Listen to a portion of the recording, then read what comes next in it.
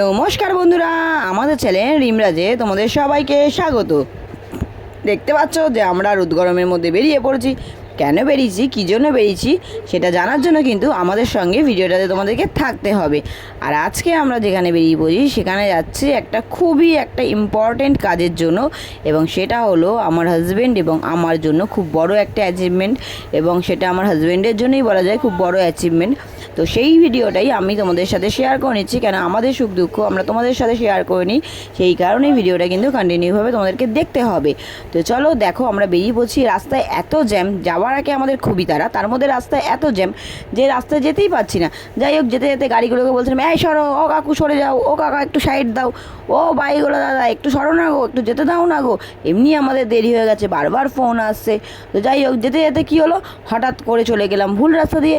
তারপর খেয়ে গেলাম মামার কাছে ধরা। মামা বললো, দাও এবার ফাইন। কেন তোমরা কেন এসেছো ভুল রাস্তা দিয়ে, কী আর করা, অগত্যা। মামাকে ফাইন দিলাম, ফাইন দিয়ে তাড়াতাড়ি করে বেরিয়ে পড়লাম আবার আমরা আমাদের কাজের উদ্দেশ্যে। যাই হোক, এবার আমার হাজব্যান্ড গেছে তার মধ্যে ভুলে রাস্তা। ও বাবা আমায় বলে, রাস্তা ভুলে গেছি, তুমি আমাকে বলো রাস্তা। আমি বলছি চলো এদিক দিয়ে, বলছে না এদিক দিয়ে গেলে হবে না, তুমি চেনো না, আমাকেও তুমি চিনতে দিচ্ছ না। আমি বললাম, না না আমি চিনি, তুমি চিন্তা করো না, চলো চলো, ডোন্ট ওয়ারি, আমি তোমাকে ঠিকই নিয়ে যাবো। দেখো আমরা অলরেডি কিন্তু আমাদের ডেস্টিনেশনে চলে এসেছি। তোমরা দেখে কি কেউ বুঝতে পারছো? দেখো এখানে কিন্তু এই ওটা শুয়ে আছে, কেন ওরও খুব গরম লাগছে, কি আর করবে। তো যাই হোক, আমরা কিন্তু আমাদের জায়গায় চলে এসেছি। আসার পর ও দাঁড়িয়ে আছে, সবাই এখানে কাজকর্মের জন্য ব্যস্ত হয়ে ঘোরাঘুরি করছে। তোমরা কি বুঝে গেছো? হ্যাঁ নিশ্চয়ই, না বোঝোনি? নিশ্চয়ই তোমরা বুঝে গেছো যে আমরা এখানে কি করতে এসেছি এবং কেন এসেছি। আজকে আমার হাজব্যান্ডের একটা দোকান কিনেছে, সেটার রেজিস্ট্রি আছে, তার জন্য ও চলে এসেছে এবং ওর সাথে আমিও। তো আমাদের একটু লেট হয়েছিল যেতে, যেই কারণে একটু ওয়েট করতে হচ্ছিলো। আর এত গরম ছিল, এসি চলছিল, কিন্তু ওই এত লোক যে এসিটা কোনো কাজই করছে না। তো কি আর করা, গরমে ঘাম মুচ্ছি আর দাঁড়িয়ে দাঁড়িয়ে ওয়েট করছি।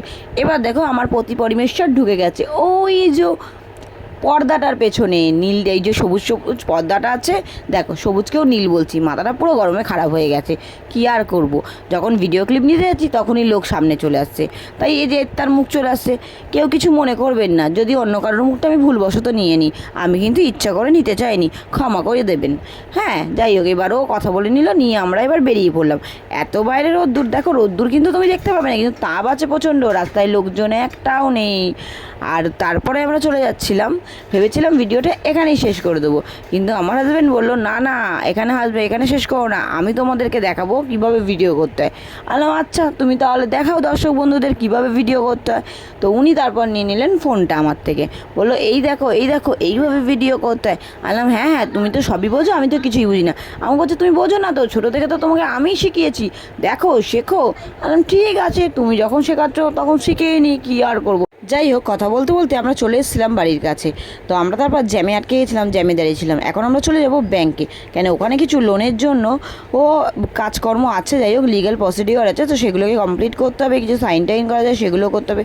এই অনেকক্ষণ দাঁড়ানোর পর সিগন্যাল যদিও বা ছাড়লো, আমার হাজব্যান্ডের গাড়ি স্টার্ট নিচ্ছে না। যাই হোক, স্টার্ট নিয়ে নিল, তারপর আমি চলে গেলাম ব্যাংকের উদ্দেশ্যে। তারপর চলে এসেছিলো বৃষ্টি। চলো টাটা।